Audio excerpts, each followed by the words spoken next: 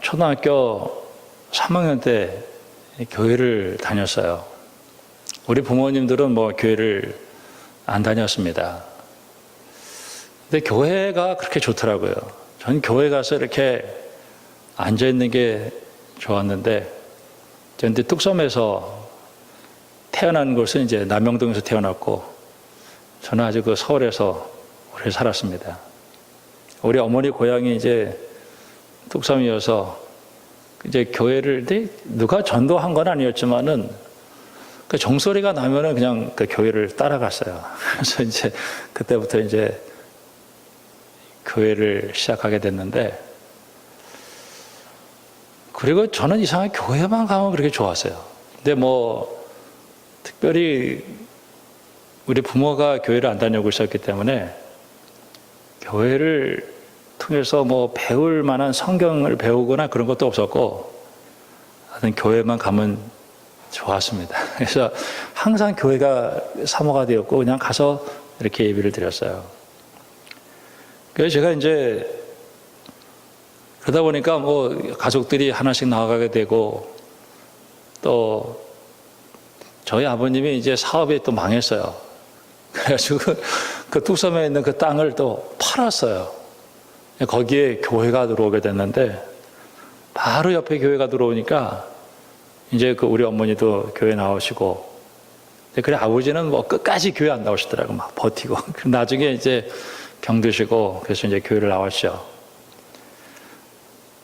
그래서 저는 이제 이제 목사가 돼야 되겠다, 그 과정 속에서 목사가 돼야 되겠다 생각을 했고, 하여튼 목사가 됐어요.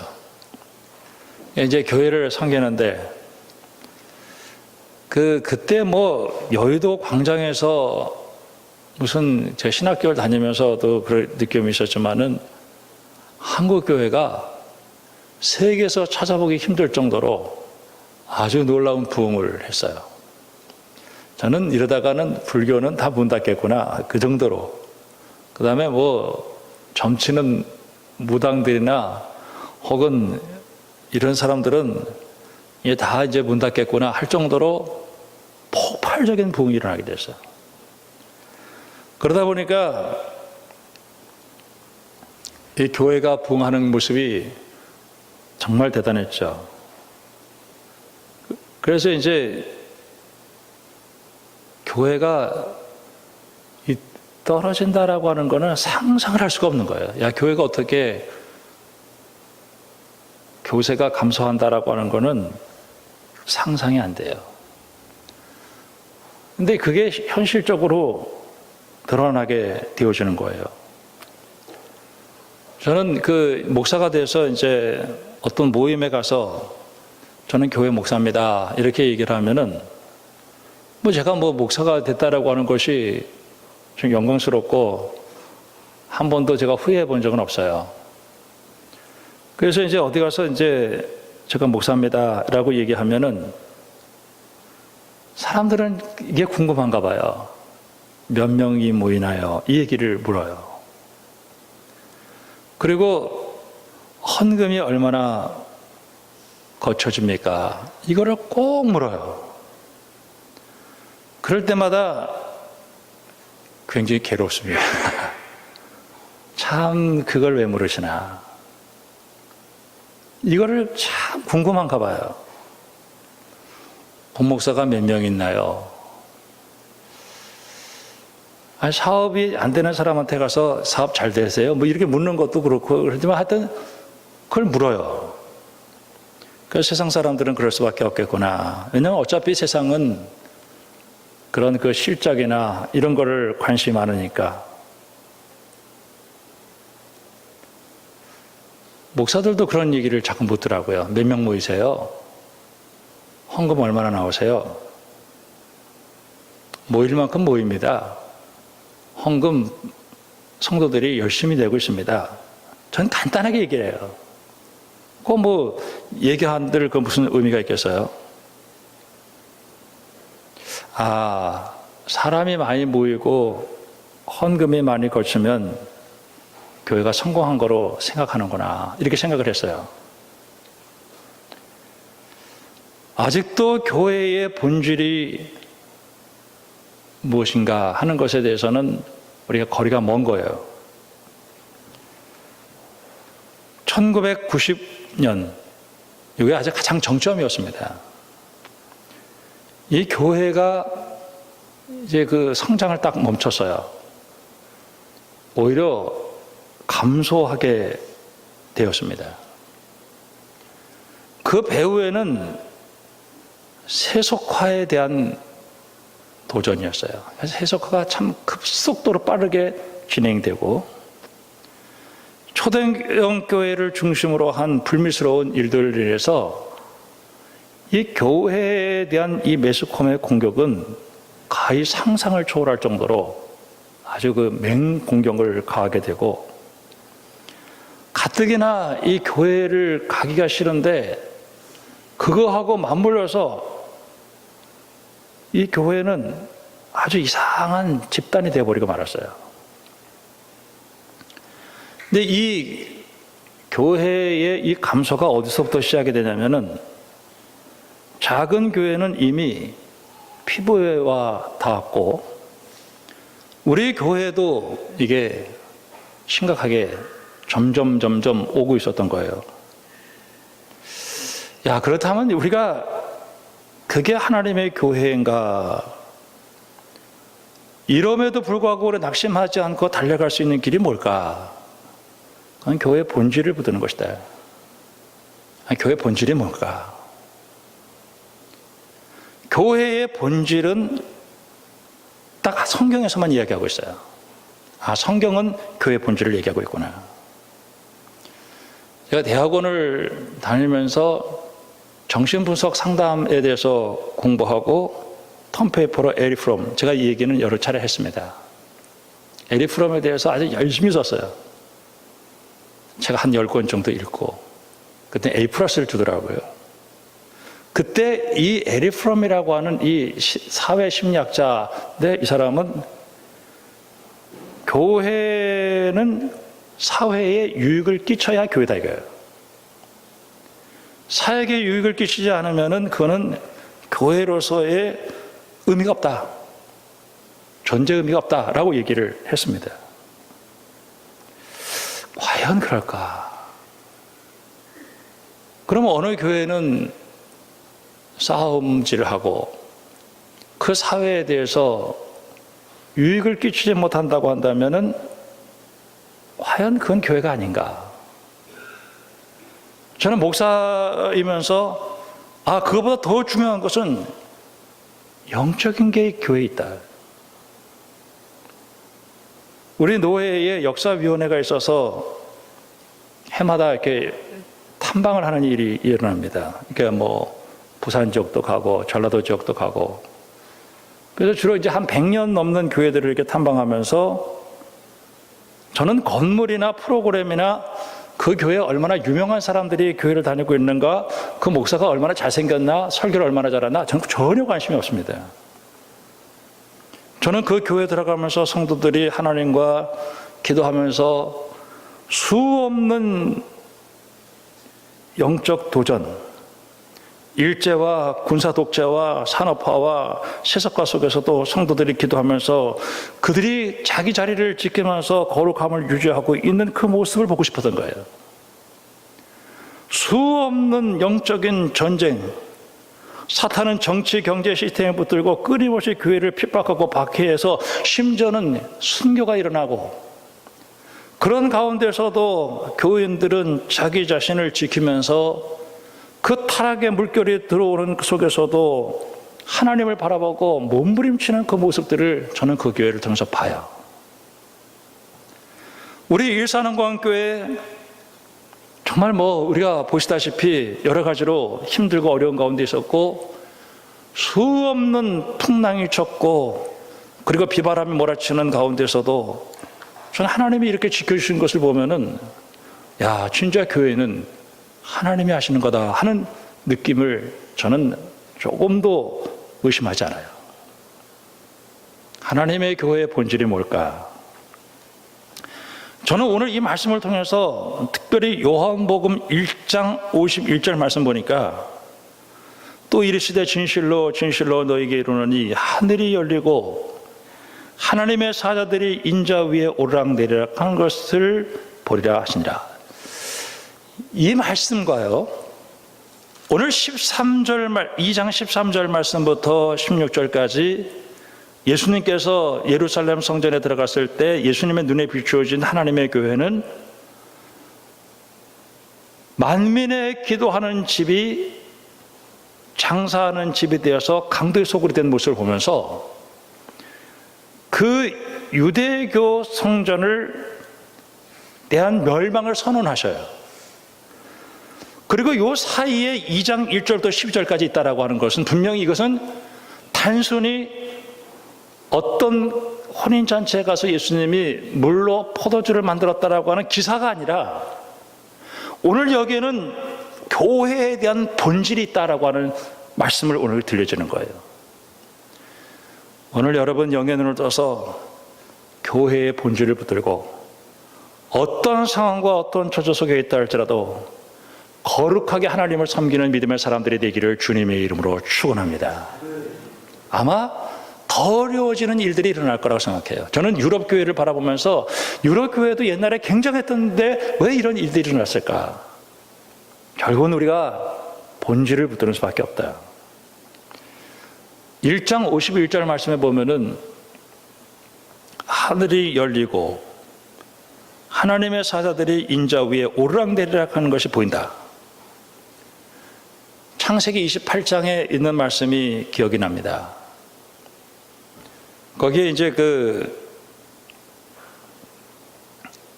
이삭에는 두 아들이 있었어요. 하나는 야곱과 에서였습니다.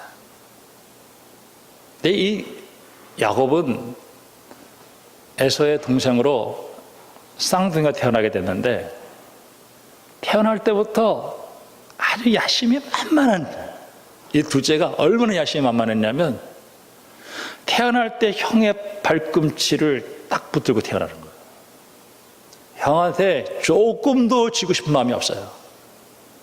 그래서 형이 사냥하고 돌아온 틈에 시장할 때 그 앞에서 팥죽을 끓이고 있어요. 그리고 장자권을 빼앗아냅니다.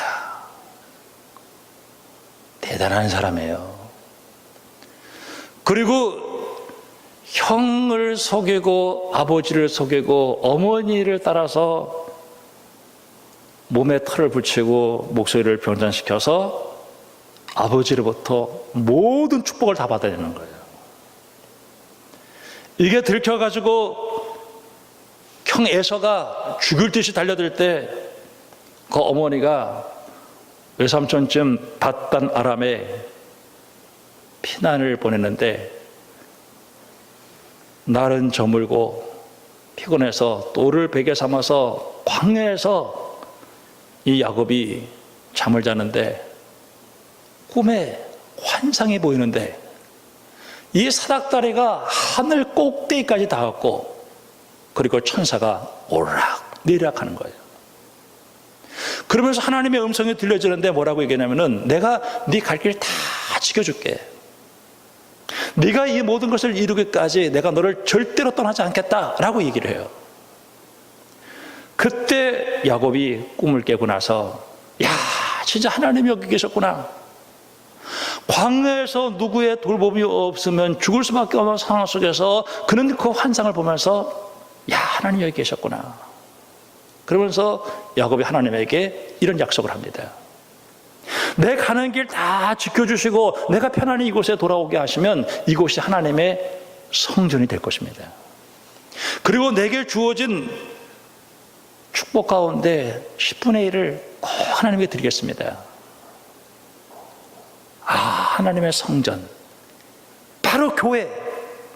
오늘 이 말씀이 교회에 대한 얘기를 하는 거구나. 그러면서 예수님께서 첫 번째 표적을 이 교회 창조인데 이제 혼례에 갔어요. 이 혼례에 가서 오늘 혼인잔치에 참여했는데 제자들이 갔어요. 야, 이게 뭘까? 저는 이 교회는 잔치하는 축제 모임이다. 예수님의 이 은혜, 그 능력, 승리를 알고 축제하는 곳이구나. 여러분, 믿음의 사람들은 교회의 축제 분위기를 끊임없이 살펴요. 우리가 사탄은 불을 끄고 언제나 불안으로 초상집으로 만들어가요. 영의 눈을 떠서 우리 주님이 이 첫 번째 기적을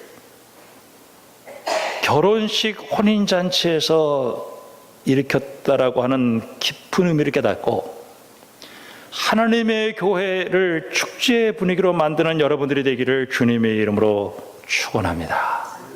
참 잔치가 있고요. 그리고 축복이 있어요. 예수님이 참 오늘 여기 아주 굉장히 중요한 얘기를 제가 몇 가지를 하겠습니다. 그런데 이 혼인잔치에 무슨 이유인지 포도주가 떨어지는 거예요. 여러분 잔치에 갔는데 이 술이 없으면은 그거 별로 재미가 없는 것입니다. 왜 그랬을까요? 하객이 너무 많이 왔나요? 예수님의 제자들이 와가지고 다 퍼먹어서 없나요? 하여튼 이유는 모르겠어요. 근데 포도주가 떨어졌어요. 그러니까 어머니가 예수에게 포도주 없다 이런. 여러분이 잔치에 포도주가 떨어졌다라고 하는 거가 이게 아주 안 좋은 거예요. 결핍, 부족. 저는 그 사무엘상 1장에서 첫 장면이 뭐냐면 한나가 임신이 안 돼요. 불임, 한나의 불임. 여러분 사람이 결혼했는데 임신이 안 됐다. 그거는 굉장한 불안한 것을 표현해내고 있어요. 한나가 눈물 뿌려 기도하는 가운데 하나님께서 그 한나의 태를 들어서 사무엘을 주었다. 전능하신 하나님. 하나님의 교회는 이 결핍과 불안이 주님의 능력으로 해결되어지는 곳이 교회다. 믿을 수 있기를 주님의 이름으로 축원합니다. 근데 이 기적이 어떻게 일어나냐면 그때 예수님께서 뭐라고 얘기하냐면은 여자여 이 얘기라는 거예요. 우리가 여자여 이렇게 얘기했을 때 우리의 뉘앙스로 보면은 이 여자 저 여자 그러면서 굉장히 하시하는 듯 하지만은 오늘 예수님께서 자기 육신의 어머니를 향해서 여자여라고 얘기한 것은 극존칭의 여자를 향한 아주 그 예우하는 말이었어요. 이 말이 무슨 뜻일까요? 여러분 오늘 이 시간 성령께서 역사하셔서 이 말씀의 의미를 깨닫는 여러분들이 되기를 주님의 이름으로 축원합니다.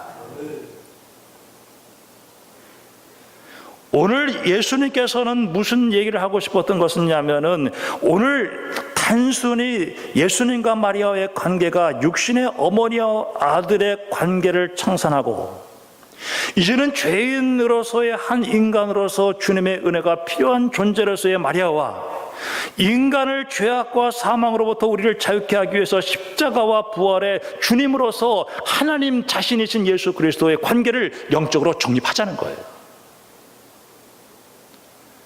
우리가 3장에 넘어가면서 니고데모에게 물과 성령으로 거듭나지 않으면 하나님의 나라를 받아들일 수 없다. 여러분 하나님의 교회를 우리가 육적으로 바라본다고 한다면요 빨간 벽돌이고 그냥 한 기관이고 사람들이 이렇게 모여있고 이런 곳으로 보여요. 오늘 우리가 육적인 관계에서 영의 눈을 떠서 성령의 능력으로 바라보면 하나님의 교회는 그리스도의 몸이에요. 하나님의 교회는 오늘도 주님께서 다스리고 축복하시는 그런 모습이 있어요. 마태복음 16장에서 사람들이 예수님을 향해서 뭐라고 하느냐 이 물어요. 너희들은 나를 누구라고 하느냐? 그리스도이십니다 라는 얘기를 합니다. 오늘 성령께서 역사하셔서 세상 사람들이 말하는 교회가 아니라 정말 하나님께서 살아계시는 하나님의 교회를 영적으로 바라보는 믿음의 사람들이 되기를 주님의 이름으로 축원합니다. 여러분, 주님의 교회는 소중한 것이에요. 저는 어디 가서 하나님의 교회를 막 욕하고 하는 것을 들으면 막 내가 너무너무 머리가 아파요. 어떨 땐 하나님의 교회가 전혀 사회에서 무익한 모습으로 보여질 때도 있어요. 어떨 때는 하나님의 교회가 핍박을 받아서 사탄의 공격을 받아서 정말 저게 교회가 할 정도로 타락한 모습이 보여질 때가 있어요. 문이 닫혀지기도 하고 목사가 쫓겨나가기도 하고 그런 교회가 되어질 수도 있어요. 그러나 저는 하나님의 교회는 주님이 피로 값주고 산 하나님의 교회라는 사실을 저는 조금도 의심하지 않아요. 여러분, 믿음으로 하나님의 교회를 바라보는 믿음의 사람들이 되기를 주님의 이름으로 축원합니다. 고린도전서 1장에 보면은 십자가에 달리신 예수님, 유대인들에게는 거치는 것이요 헬라인들에게는 어리석은 것이지만은 성령 받은 사람에게는 십자가에 달리신 예수님은 나의 능력이시다. 오늘 여기서 여자여라고 얘기했을 때 이 마리아가 알아차린 거예요. 그러면서 뭐라고 얘기하냐면은 하인들에게 너희에게 무슨 말씀을 하시든지 그대로 하라. 이거는 바로 육신의 아들과 육신의 어머니의 관계를 청산하고 성령 받아서 이제는 예수님과 자기와의 관계를 하나님과 타락한 죄인이 용서받아야 될 관계로 형성을 딱 하고, 오늘 이 마리아가 믿음 관계로 들어가면서 이제는 그 순종과 명령의 관계로 형성하면서 그 관계를 정리하는 거예요. 여러분, 하나님의 교회를 주님이 창조하시고 지금도 하나님이 다스리는 능력의 교회로 알기를 주님의 이름으로 축복합니다. 아모스 4장에 제가 몇 번 설교를 한 부분이에요. 그 당시 최고의 성전 앞에 딱 선 거예요. 그러면서 아모스가 뭐라고 얘기했냐면은 이거는 예배가 아닙니다. 이거는 교회가 아닙니다 라고 얘기를 해요. 그럴 때 우리가 이렇게 예배를 많이 드리고 헌금을 이렇게 많이 하는데 이게 왜 아니냐 이렇게 얘기해요. 그때 이거는 하나님을 기쁘게 하는 게 아니라 사람을 기쁘게 하는 거다는 거예요. 하나님의 통치와 하나님의 다스림이 나타나지 않는 곳에 그 예배는 범죄라고 얘기를 하면서 그 시대를 향한 통렬한 고발을 해내고 있는 거예요. 여기 무슨 말씀을 하든지 그대로 하라. 여러분, 물과 성령으로 거듭나서 하나님의 교회, 예수님이 다스리신다는 사실을 내가 깨닫고 사람을 바라보거나 환경을 바라보거나 어떤 사건을 바라보지 말고 하나님만 바라보고 순종하며 따라가는 믿음의 사람들이 되어지기를 주님의 이름으로 축원합니다. 이게 교회 본질이에요. 난 누구 때문에 교회 못 나오겠다, 나는 어떤 일 때문에, 그건 아닌 것입니다. 하나님이 나를 부르시는 곳에 가서 순종하면 되는 거예요. 거기에 얼마나 많은 사람들이 많이 모이고 얼마나 헌금이 많이 모이고 얼마나 유명한 사람들이 많이 모이는 그런 것들이 중요한 게 아니라는 거예요. 그러면서 얘기하니까 두세통 드는 물 동아리 항아리가 6개 있었어요. 채워라. 채웠어요. 그리고 떠서 연회장에 갖다 줘라. 참 저는 이 모습 보면서 이게 교회구나. 아유, 물을 떠다가 채우라고 그랬고 가다가 그리고 떠다 줬더니 연회장이 보면서 와, 이 물로 된 포도주를 마시면서 이게 어디서 이렇게 났냐 말이에요. 여러분, 술집에 가서 술을 먹어보시는 분들은 잘 알겠습니다만은 처음에는 좋은 거 줘요. 그러다가 나중에 어느 정도 취기가 올라가면은 그냥 물 타가지고 막 주는 거예요. 그런데 어떻게 이 집은 나중 포도주가 더 맛있냐 이거예요. 저는 하나님의 교회의 복음의 능력, 변화시키는 능력. 제가 요새 하나님 앞에 기도하는 제목이 하나가 있어요. 제가 나이가 있게 들고 목사가 됐는데 내가 변화되지 않는 부분이 참 많아요. 끊어내지 못하고 아직도 세속화되어 있는 부분들이 목사로서 참 부끄러운 부분들이 너무 많아요. 근데 한번 무슨 일이 있어가지고 제가 좀 몸이 좀 아팠어요. 그때 제가 깨달은 게 있어요. 아, 회개해야 되겠다. 예전 같으면 내가 약을 먹고 어떻게 했지만은, 아, 이것은 하나님이 나를 변화시키려고 하는 모습이구나. 주님, 저는 변화가 필요합니다. 우리가 어떨 때 이럴 때 있어요. 사람 안 변해. 저도 내 스스로 볼 때는 정말 안 변해요. 제 스스로 내가 왜 이렇게 안 변하는가? 여러분, 저는 오늘 이 말씀 통해서 물이 변해서 포도주가 됐어요. 주님, 나는 정말 변화가 필요합니다. 주님, 내 속에 오셔서 나를 다스려 주세요. 저는 복음에 변화시키는 능력을 믿어요. 내가 변화되어지면 우리 가정이 변화될 것이고, 내가 변화되어지면 이 나라가 변화되어질 것이고, 교회가 변화되어지면 저는 한국은 변화되어진다고 믿습니다. 점점 변화돼. 아, 나 예전에 믿음 생활 잘했어. 나는 예전에 믿음 생활 잘했는데 지금 내가 믿음 생활 못해. 회개해야 되는 것입니다. 오늘 주님 말씀은 뭐라고 얘기했냐면은, 내가 이 포도주는 가면 갈수록 좋아진다. 나는 왜 신앙이 옛날엔 좋았는데 지금 나쁘냐 이거예요. 여러분, 복음의 절대적인 능력을 받아들이면서 날마다 내 믿음이 좋아지는 믿음의 역사가 일어나기를 주님의 이름으로 축원합니다. 왜 안 변화될까요? 내가 왜 안 변화되어질까요?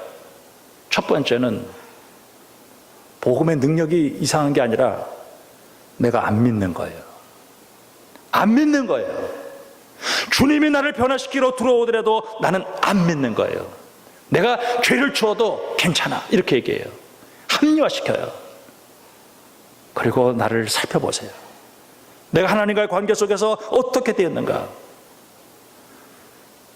참 이 도마가 부활의 주님을 보고, 난 주님 만져보지 않으면 나는 안 믿겠어요. 나는 손을 넣지 안 먹겠어요. 도마야, 보고 믿지 말고 보지 않고 믿어라. 너 믿음의 사람이 되라. 예수님이 나를 변화시킬 수 있어요. 물이 변해서 포도주가 되고 점점 좋아지는 거예요. 제가 그래서 내가 변화돼야 되겠다. 최근에 어느 이제 목사님 모임에 가가지고 뷔페에 가서 얼마나 많이 먹었는지 몰라. 막 배가 막 터질 정도로 먹었어. 3시에 어떤 목사님이 문자가 딱 왔어요. 나 대화역에 와 있어요. 만났죠. 그 목사님이 저녁 식사를 안 해서 또 같이 먹었어요. 집에 돌아와가지고 막 배가 아파가지고 죽을 뻔. 회개했죠. 회개했죠. 회개. 요새는 이제 예수님께서 참 내가 믿지 않았구나. 지금은 다 났습니다만은, 마음으로 믿어 의에 이르고 입으로 시인하여 구원에 이른다. 나사로가 죽었어요. 마리아가 마르다가 갔어요. 예수님께서 도로 옮겨 놔라 그랬어요. 죽은 지 벌써 나흘이 됐어요. 죽었어요. 냄새나요. 너 믿으면 영광 본대. 예수님의 변화시키는 능력. 주님, 왜 저는 변화가 안 됩니까? 나는 왜 이렇게 안 변합니까? 우리가 변화되면 축복이에요. 여러분, 복음의 능력으로 하나님의 교회에서 말씀 듣고 믿고 매일매일 새로워지는 역사가 일어나기를 주님의 이름으로 축원합니다. 저는 이 말씀을 통해서 내가 새로워져야 되겠구나. 내가 의롭게 내가 바꿔줘야 되겠구나. 이 죄를 청산해야지. 내가 지금까지 아무도 모르지만 내 부인도 속이고 모두가 속이고, 하나님 예수님 나 변화시켜 줘야지. 오늘 교회 창립 기념주일이면서 교회 이게 본질이구나. 내가 하나님의 교회 와서 내가 새로워져야지. 여러분, 우리 주님이 이게 교회였다는 거죠. 새롭게 하시는 역사, 그리고 나를 변화시키는 능력. 여러분, 예수님과 함께 여러분 축복의 문이 활짝 열리는 역사가 일어나기를 주님의 이름으로 축원합니다. 교회가 너무 좋은 거예요. 나는 교회 와서 내가 변화되어야지. 물이 변해서 포도주가 되는데 주님이 내 속에 들어오시면 내가 변화되어 줄 수 있다는 거예요. 아멘입니다. 믿으시기를 주님의 이름으로 축원합니다. 변화된 만큼 축복이에요. 내가 변화되어야지. 누구를 변화시키지 말고 내가 변화되어야지. 내가 새롭게 되어야지. 여러분, 이 교회의 능력, 복음의 능력, 이 첫 번째 기적, 여러분이 이 은혜가 여러분의 심령 속에 넘치기를 주님의 이름으로 축원합니다. 기도하겠습니다. 하나님 아버지,